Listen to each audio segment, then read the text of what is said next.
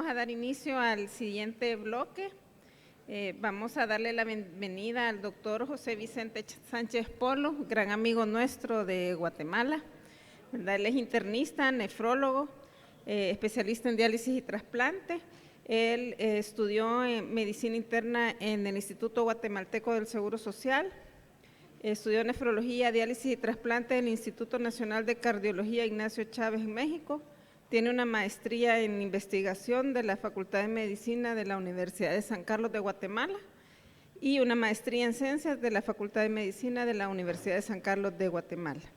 Al momento, él es presidente de SLAN, ¿verdad? Y además un gran amigo de todos los nefrólogos salvadoreños. Démosle la bienvenida al doctor Sánchez.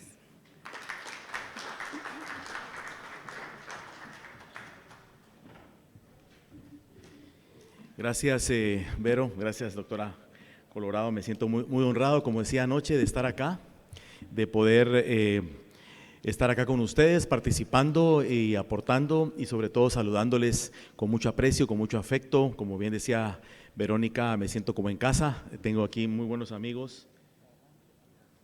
Okay, y el puntero es el de arriba. Okay.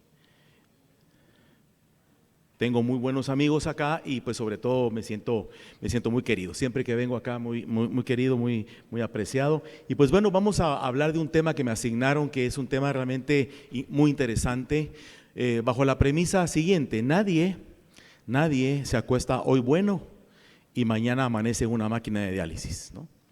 Para que eso suceda tiene que pasar tiempo y pasar elementos que son sumamente deleterios, y el tema es importante porque la uremia es un efecto y es una situación muy activa. La uremia va más allá de un valor de creatinina. La uremia es un continuum. La uremia es una condición que mata gente y la uremia es una condición inflamatoria. De tal manera que vamos a hablar acerca de eso, de ese continuum, de qué es lo que pasa en esos supervivientes, esos llamados superhéroes que atraviesan toda un proceso de enfermedad renal crónica estadios 1 al 5, y todos aquellos que son sobrevivientes son los que están en la pirámide, al final de la pirámide, que hoy están en diálisis, pero son los menos de todo un montón de personas que quedaron muertas en el camino y que fallecieron probablemente o derivado de un proceso inflamatorio como es la uremia en la enfermedad renal crónica. Es más factible que el enfermo renal muera en ese trayecto del 1 al 5 a que la enfermedad progrese como tal. Bajo esa premisa hablaremos un poquito acerca de esto. Son mis conflictos de interés, sin embargo, tengo muchos intereses sin conflicto. Con un grupo de amigos, al igual que ustedes, hemos decidido dedicar nuestra vida a la batalla contra la enfermedad renal crónica. Es una batalla, creo yo, digna, una batalla honorable, y me da tanto gusto ver tanto joven acá, porque eso quiere decir de que hay mucho interés, mucha pasión, y la pasión realmente es lo que nos mueve a hacer las cosas.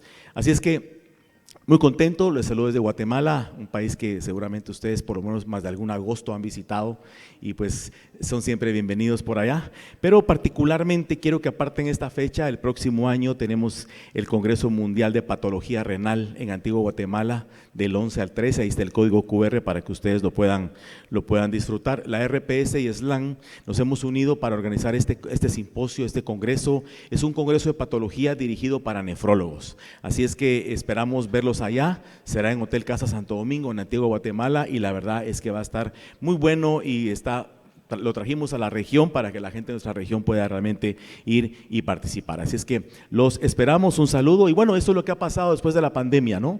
Tuvimos una tremenda pandemia que dejó muchas muertes, pero tenemos un tsunami, que son todos aquellos sujetos cardiovasculares, cardiópatas, diabéticos, que no se pudieron controlar durante la pandemia, de tal manera que tuvieron poco acceso a la medicina, poco acceso al cuidado, y hoy los estamos viendo progresar. Muchos de ellos están en unidades de diálisis, muchos diabéticos descontrolados, muchos enfermos con fallo cardíaco, y eso es lo que le llamamos el tsunami cardiovascular.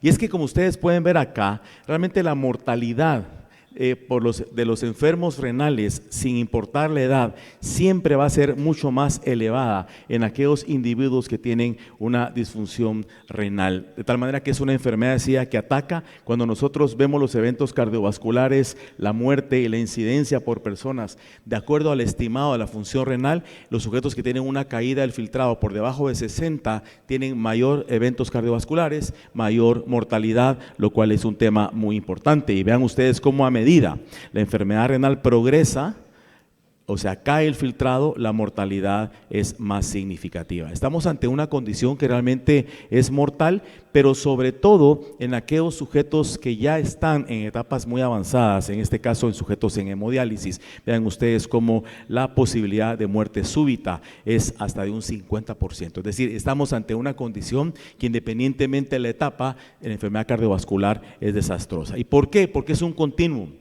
Porque nadie se acuesta hoy bueno y mañana amanece ya en diálisis. Para que esto suceda, mis amigos, tienen que pasar una serie de procesos, una serie de situaciones, que es la progresión de la enfermedad cardiovascular. Y sé que Fabio va a hablar mucho al respecto, pero nada más quiero decir que hay un eje muy importante, un eje inflamatorio entre el estrés oxidativo que se presenta por hipertensión, por todo lo que tiene que ver con mediadores secundarios que inician en el corazón, que afectan al riñón, o viceversa, se enferma el riñón por enfermedad renal diabética, hay mucha inflamación, afecta el corazón, y todo esto puede también afectar los vasos sanguíneos.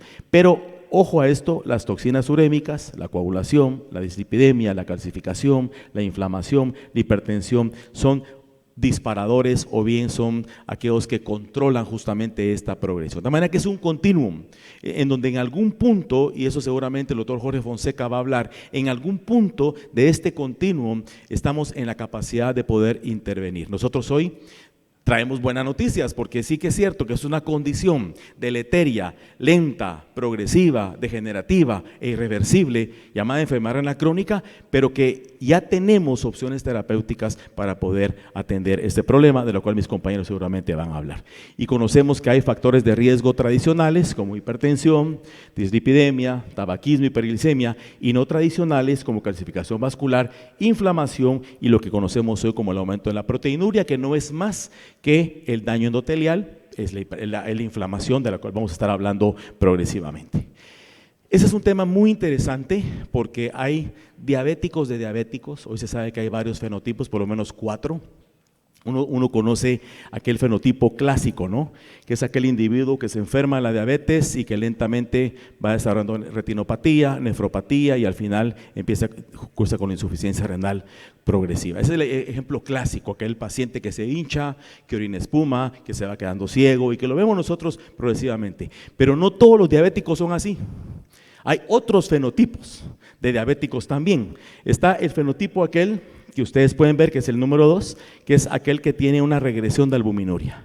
Es aquel sujeto que uno dice, este cuate fuma, chupa, 2 mujeres, un salario, y diabético, y no le pasa nada. Y está el otro que se cuida, que ve su glucosilada, y ahí está llegando a diálisis, ¿no?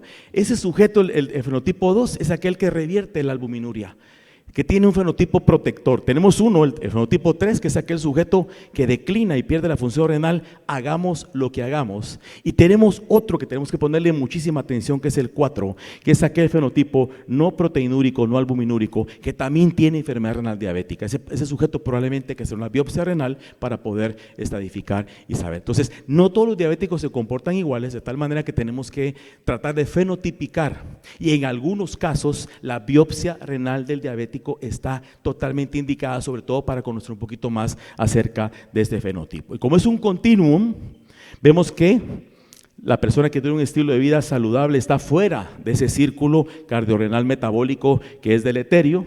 Como ya sabemos, el sobrepeso y la obesidad generan resistencia a la insulina, es el estadio número 1. Si ese paciente no se cuida, progresa a un estadio número 2, donde hay factores de riesgo metabólico y enfermedad renal crónica. Como ustedes pueden ver, ya tenemos la presencia de albuminuria, hipertensión arterial y todo el síndrome metabólico, que básicamente va a afectar en un estadio 3 más avanzado, lo que le llamamos todo el hígado, enfermedad cardiovascular aterosclerótica, falla cardíaca subclínica, hasta llegar a la condición ya más elevada y más terminal, que es el estadio número 4, donde haya fallo orgánico múltiple, de lo cual seguramente mis compañeros van a hablar un poquito más. Pero es un continuum. Es un continuum en donde el paciente va progresando y en un punto tenemos que intervenir. Una vez más, la adipocitosis es importante, ¿verdad? Se generan citoquinas inflamatorias, hay afección del hígado, esto afecta el riñón y sobre todo un elemento que estaremos hablando bastante el día de hoy es acerca de la inflamación, el estrés oxidativo, la resistencia a la insulina y la disfunción vascular, que es lo que básicamente va a ser el conductor de toda una serie de factores. Se asocia a más hipertensión, más dislipidemia, síndrome metabólico, diabetes, afección cardíaca y sobre todo afección del riñón, en donde vean ustedes cómo hay una alimentación entre la adipocitosis y la enfermedad renal que es progresiva, mayor inflamación, mayor daño cardiovascular y entonces es un continuo. Por eso decimos que es un continuum en donde en algún punto tenemos que nosotros intervenir, pero tenemos que razonar y entender que esto es lo que está sucediendo en los pacientes, que va mucho más allá de valores séricos.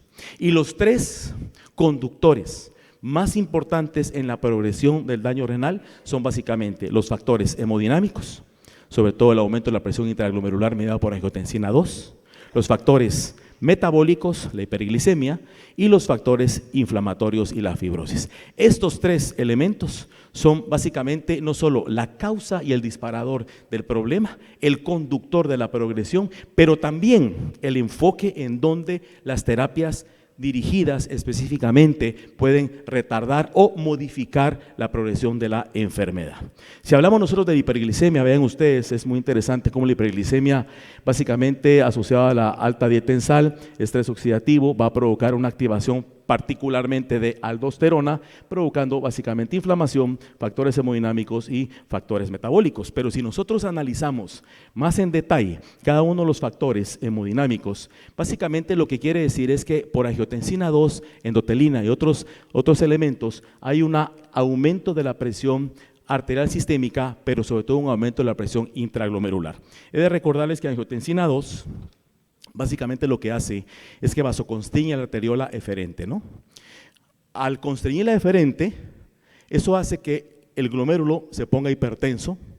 Al aumentar la hipertensión intraglomerular, hay hiperfiltración. Eso lo vemos nosotros en el examen de orina como albuminuria, pero también se aumenta la absorción tubular de sodio a nivel transportador tubular de sodio del túbulo proximal. De manera que angiotensina 2 tiene un efecto hemodinámico muy importante y es el primer elemento que nosotros vemos acá. El segundo gran elemento, y no menos importante, es el factor metabólico. La hiperglicemia per se ya es un factor que aumenta la presión del capilar glomerular, provocando por consiguiente hiperfiltración, albuminuria.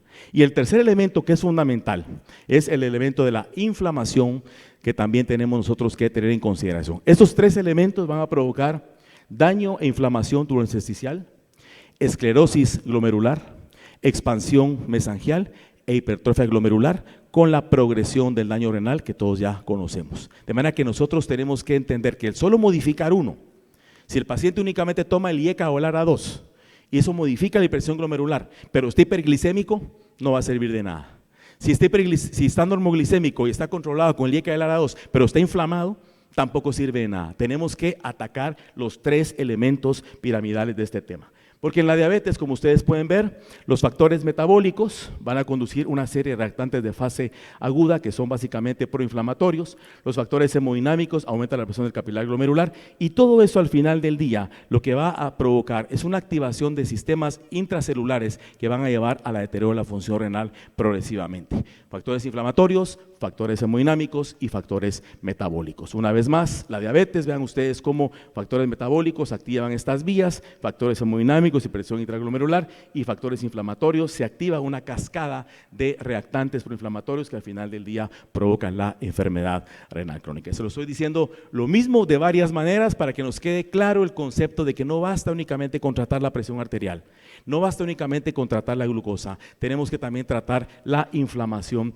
de estos riñones. ¿Por qué? Porque la hiperglicemia es el disparador quizá más importante que da el daño renal, genera la presencia de citoquinas inflamatorias, que están todas acá marcadas, depósito de colágena y depósito de inflamación, y esto es lo que llamamos el continuum cardiovascular ante el cual nos enfrentamos todos los médicos que vemos las enfermedades crónicas del riñón.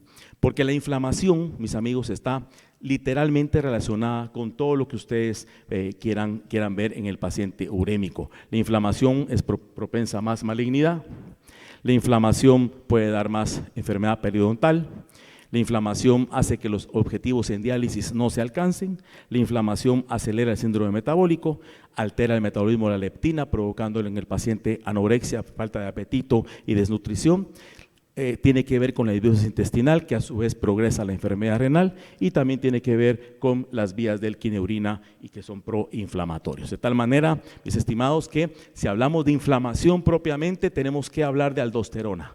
La aldosterona es quizá el disparador más interesante y más importante, porque la aldosterona puede aumentar la presión arterial, disminuye la capacidad del riego sanguíneo en varios tejidos, provoca inflamación y sobre todo al final del día la inflamación cardiovascular. Cuando tengo un sujeto con diabetes tipo 2 y enfermedad renal, el receptor de aldosterona está sobreactivado. Ese receptor de aldosterona activado produce más inflamación y más fibrosis, afectando esencialmente 3 elementos: el riñón, los vasos sanguíneos y el corazón. A nivel renal, vean ustedes todo lo que provoca, ya lo he dicho anteriormente, pero es alteraciones fisiológicas muy importantes en la retención del sodio, en la presión intraglomerular, proliferación mesangial y apoptosis, provoca daño tubulointersticial e infiltración de las células mieloides y al final del día caída del filtrado glomerular y albuminuria. Cuando vemos cómo la aldosterona puede afectar los vasos sanguíneos, daño endotelial, aumenta la rigidez arterial, vasoconstricción y al final del día daño vascular, y también afecta a nivel del corazón, a nivel cardíaco, hipertrofia ventricular, remodelación ventricular, fallo cardíaco, arritmias y daño ventricular. De manera que la inflamación es otro elemento que nosotros tenemos que considerar, y que eso no necesariamente se regula usando un IECA o un ARA2 para modificar la hemodinamia glomerular. Tampoco se regula necesariamente o completamente modificando la hiperglicemia, sino tenemos que modificar el tema de la aldosterona, que también es un disparador muy importante. Vean ustedes, por ejemplo, si yo tengo un vaso sanguíneo acá que está afectado por aldosterona, la aldosterona, como ya decía anteriormente, provoca daños en 3 elementos fundamentales, en lo que son el daño endotelial, rigidez arterial, vibración de macrófagos, dando inflamación a nivel renal, a nivel vascular y a nivel cardíaco.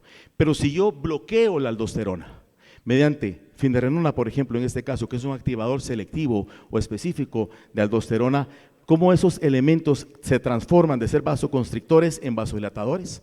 Hay activación del óxido nítrico, cae la inflamación y por lo tanto protejo esos 3 elementos: riñón, vaso vascular, los vasos sanguíneos, y el corazón. De tal manera que con bloquear el efecto de aldosterona, yo estoy desinflamando prácticamente el órgano blanco o el target que tiene en este caso la enfermedad. Y en este posicionamiento que me encanta, y creo que desde el les vamos a robar un poquito la idea, la Sociedad Europea Renal establece básicamente el ABCDE de la identificación de la enfermedad renal. O sea, cómo nosotros tenemos que enfocar nuestra detección temprana. Aquí, ¿dónde ponemos nosotros la palanca? Dijo Arquímedes: dame una palanca y te muevo el mundo, ¿no? ¿Dónde hay que meter la palanca? En la detección temprana. Si nosotros tempranamente detectamos a los pacientes, y de eso hablaré en la tarde cuando hablaré de las clínicas de las guías CADIGO, pero si nosotros detectamos temprana y oportunamente, creo que vamos a poder hacer mucho en el tratamiento de los pacientes. Entonces, esta Sociedad Europea Renal, la famosa ERA, básicamente nos estimula a hacer 2 cosas: a establecer los marcadores del daño renal mediante la albuminuria, ¿verdad?, que tenemos nosotros que saberla detectar, buscar hematuria, en casos importantes hacer biopsia renal, pero tratar de encontrar marcadores inflamatorios a nivel renal. Y el segundo elemento es la tasa de filtración glomerular estimada, que es lo que nosotros tenemos a mano. Entonces, con esos 2 elementos, estimación de la función renal y establecer la pérdida de proteína en orina, podemos hacer detección temprana. Y esto no me cansaré de decirlo, es la maniobra más costo efectiva que el nefrólogo puede tener. Si yo quiero ver cómo está mi corazón, por ejemplo, y quiero que el cardiólogo me evalúe, antes de que su santidad me mire, me hace un montón de pruebas, ¿no? Ecoestrés, ecodobuta, venipa electro, que y a pagar un montón de plata, ¿no? Entonces ya me puedo sentar para que la deidad me diga cómo está mi corazón. Si yo quiero ver cómo está mi estómago, y voy con el gastroenterólogo, primero me mete tubos por todos lados para decirme buenos días, ¿va? Los nefrólogos no, somos gente sencilla, con un examen de orina y una creatinina que cuesta centavos, señores, podemos establecer la función renal de las personas. Si algo es costo efectivo, es la detección temprana. Póngase a pensar, y contra cualquier especialidad somos súper costo efectivo, de manera que hay que hacerlo. ¿En quiénes? En todo sujeto que tiene factores de riesgo. Bueno, la clasificación no cambia, esa se las traigo nada más como un recordatorio, es la clasificación que tenemos nosotros para estimar la función renal, es un estimado. En la tarde hablaré en qué casos hacer cistatina, pero ahorita estoy hablando fundamentalmente de la clasificación, tanto de la función renal, que es lo que nos da la creatinina, como la inflamación, que es lo que nos da la albuminuria. Entre más albuminuria tenga un sujeto, más inflamado está. Entre más albuminuria tenga un sujeto, peor le va a ir. Y es muy importante entonces recordar, y esas son las medidas convencionales, tanto de creatinina, los factores de conversión y las unidades, porque la creatinina todavía es una estimación, pero es lo que tenemos a mano, es lo más costo efectivo, y cistatina todavía no está indicado para hacer en todas las personas, allende el costo que esta tiene. De manera que un sujeto que pierde la función renal y tiene más albuminuria, ese paciente tiene todos los factores de inflamación,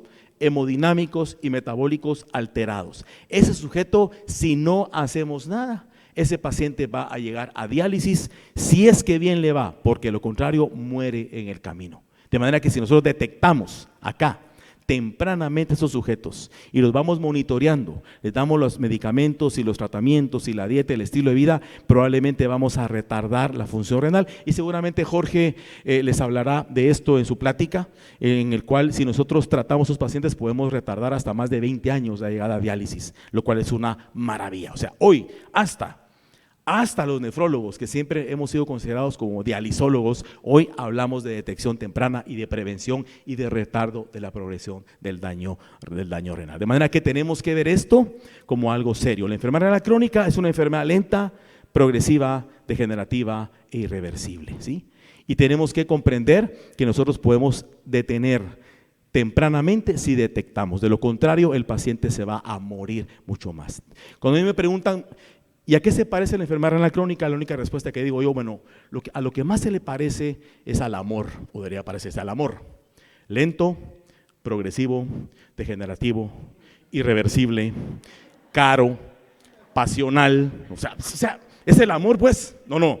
Y ese es el amor, decía la canción, de tal manera que cuando usted te digan cómo la enfermedad renal crónica, es así.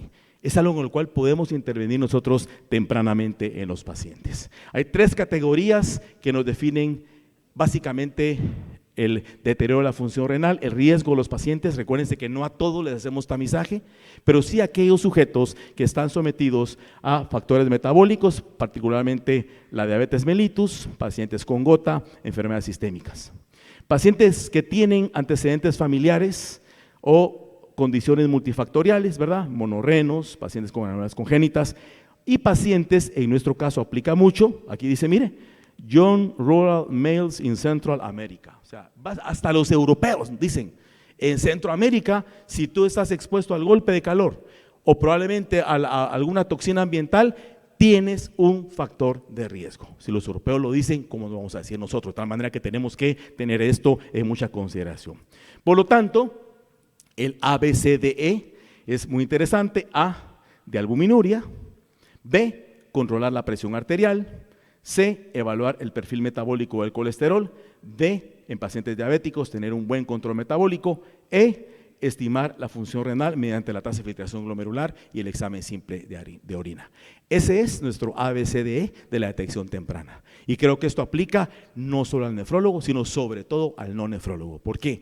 Porque los nefrólogos, aunque quisiéramos, no podemos estar en la detección temprana. somos tan pocos, tenemos una de las tasas más bajas de nefrólogos en América Latina y tenemos que enfrascarnos mucho en esa cruzada de estimular a los jóvenes residentes a que estudien nefrología, a que abracen la nefrología y a que hagan la nefrología su forma de vida y su forma de fe y de conducta. Pero esto va dirigido sobre todo a toda la población en general.